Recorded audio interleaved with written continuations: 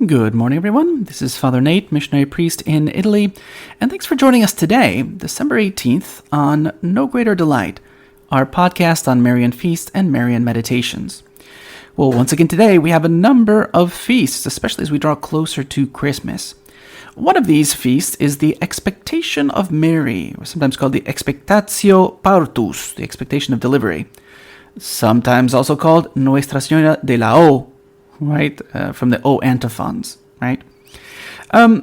So it has sort of a strange connotation. They say, like, well, what is exactly going on? I mean, we know that it would be natural to celebrate, the expectation of Mary's delivery, but it has an interesting liturgical history, right? Originally, there were no celebration of feasts during Lent, right? Even today, this is kind of the case, right? So, for instance, if if a major feast falls on a Sunday in Lent, the Sunday takes precedence, right? Or, for instance, if March 25th, the Annunciation falls during Holy Week, it gets transferred to the week after the octave, right? So, in order to circumvent this problem, because the Annunciation typically falls in Lent, the Church in Spain transferred the Annunciation to the season of Advent, right? And the 10th Council of Toledo, we're talking 656, so this is old, assigned it to December 18th. Obviously, at a certain point, they ceased to maintain that custom, but then in Spain, you have this sort of weird thing where you celebrate, for a time anyways, they celebrated the Annunciation twice, March 25th and December 18th, right? But anyways, it gives rise to this very particular important feast, right? And some other places also celebrate it. But again, it's sort of like a derivation of the Annunciation. That's what they're recalling. So, well, enough about that. We're going to jump ahead to Oaxaca, Mexico, where they celebrate La Virgen de la Soledad. Which again, you're thinking, well, La Virgen de la Soledad is usually an image of Our Lady of Sorrows, right? It's usually translated as solitude. Sometimes it really means like Our Lady of Grief, right? So why on earth do they celebrate in Advent? Well, it was on December 18th, 1620, that there was a group of, there was this mule with no owner that wandered into a pack train, a group of these people going in procession from Veracruz to Guatemala City. And so this mule had no owner, and he just kind of wandered in and joined the group, right? When the group reached Oaxaca, so December 18th, 1620, the mule fell down outside the church of Saint Sebastian, which had a chapel dedicated to La Virgen de la Soledad. The thing is, the animal wouldn't move, right?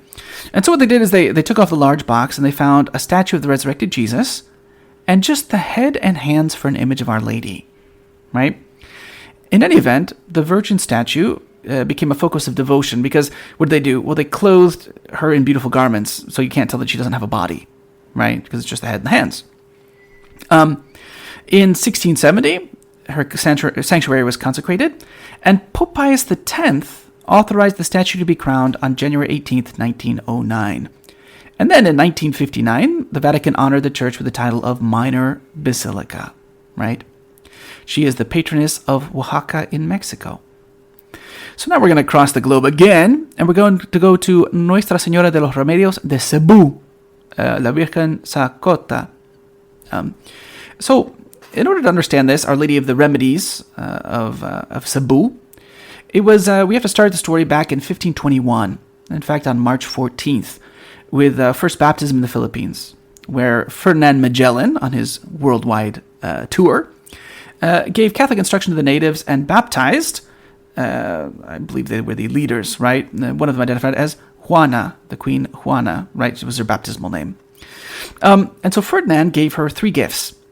The famous image of the Santo Niño de Cebu, which is very, very popular. An image of Ecce Homo, Christ, right? And then an image of the Madonna with Child, which would later become known as Nuestra Señora de los Remedios, right? So what would happen? Well, shortly thereafter, in 1521, so not even like a month and a half later, April 27th, 1521, Magellan died at the hands of warriors, right? And the Spaniards took off to continue their journey around the world. So when the Spaniards finally returned to the Philippines in 1565, what did they do? They built a fort, right? Fort San Pedro. And after the construction, they found inside the well of the fort an image of Virgen Sancota sa Sugbo, which is this image of Our Lady, right? So we know that when the expedition of the second expedition of the Spaniards came, 44 years after Magellan, there were no Christians left, right? And it's thought that maybe those who despised Catholicism and Christianity, they just threw the statue down the well, trying to get rid of it. But that's precisely where she was found, right? Later, that image was transferred to the Metropolitan Cathedral in Cebu, right? Where it had the reputation of being miraculous, and her feast day was celebrated every December 18th, right? Which I assume, I don't have the information here, I assume that's maybe when it was found. What happened, though, unfortunately, during the Second World War, the Cathedral of Cebu was heavily damaged. And it's thought that one of the things that was destroyed was this image, right? So the original image is lost, right?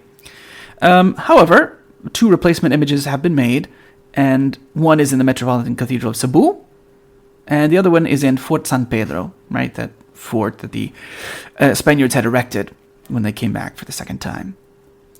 And lastly, we have La Virgen de la Esperanza Macarena, which is the Virgin of Hope of Macarena, right? Sometimes called the Virgin of Macarena or simply La Macarena, right? Not the dance. But it's associated with this pious 17th century wooden image, which is venerated in the Basilica de la Macarena in Seville, in Spain. It's an image of Our Lady of Sorrows, right? Which is kind of surprising. But why is this celebrated? Well, it's just the feast day, right? It was granted a canonical coronation by Pope John the 23rd, which took place on May 31st, 1964. And she is typically considered the patroness of bullfighters. So today we start reading a new book entitled The Imitation of Mary. This book is written by Alexandre de Rouville. We'll explain a little bit about that in the preface, which is what we'll read today. It's a little long, but it's going to set the stage and tell us about this book, right? Now, remember, there's another book called The Imitation of Christ, if you recall that, Imitation of Christ, which is by Thomas à Kempis. And it looks like, I'm trying to figure it out, originally written in 1418, 1427. It's a little unclear. But it's one of those classics, right? In fact, St. Teresa Lisieux, for instance, she would have she had the book memorized. And so her family, for entertainment, would ask her to recite, okay, book 1, chapter 10. And then she would just recite it by memory. Clearly in the days before television and radio and internet, but that's okay. That's a noble goal that she remembered all these things. And so here we have The Imitation of Mary. We're going to explain just a little bit, like I said, about this text from the preface. No sooner had the incomparable Imitation of Christ appeared than the faithful began spontaneously to wish for an imitation of Mary that might be set beside Kempis's great work. Finally, a 16th century Spanish Jesuit, Francisco Arias, published a little book entitled The Imitation of Our Lady. That was published in Valencia, 1588, so like 150 years after the Imitation of Christ. And it seemed that the prayers of many devout souls had been answered. But the work was not what they were waiting for.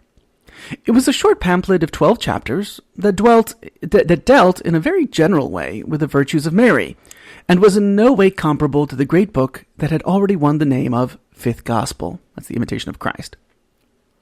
The book here translated, this is the book that we're going to be reading, on the contrary, was indeed what devotees of Mary had been looking for.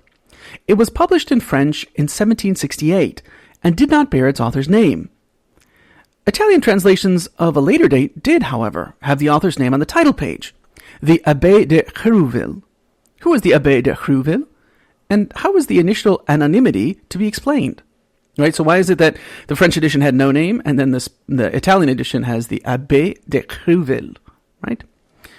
The author was in fact a French Jesuit, Alexandre Joseph de Rouville, born at Lyon in 1716.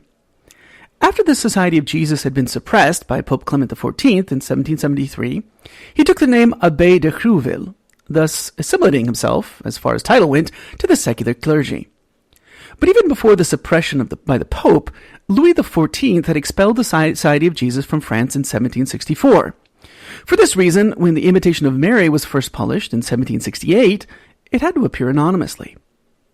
The book quickly won a wide readership in France and Belgium, and was translated into many languages. The first Italian translation, for example, was published at Padua in 1772, only 4 years after the book first appeared. In The Imitation of Mary, the author follows the Blessed Virgin through the different mysteries and circumstances of her life, from her Immaculate Conception to her Assumption into heaven. At each point he reflects on her conduct and her sentiments, thus providing instructive insights which will help every Christian in the varying situations of his or her own life. In order to hold the reader's attention, the author varies the manner in which he presents his reflections. Sometimes he speaks to God, sometimes to Mary, sometimes to the reader. At times he reflects as though he were by himself in meditation, and very often he has the Blessed Virgin speak to her child, the reader. The order provided by the Mysteries of Mary is pursued through the 3 first books. The 4th takes a different approach, but the devotees of Mary will be pleased that the author here tries to sum up in a few chapters the various aspects of devotion to the Mother of God, and the various helps for fostering, maintaining, and reviving the sentiments of respect, love, and trust which her children ought to have for her. The reader will not judge this book as though its author were claiming to rival the perfection of his model, Kempis's Imitation of Christ. He professed, on the contrary, to be fully satisfied if only his book were not totally unlike its model. In fact, however, if we judge by the devotion and solid piety towards God and his Blessed Mother which fill these pages, we must say the author has not been unworthy of his more famous forerunner. And so again, that's the preface, the introduction to this book, The Imitation of Mary.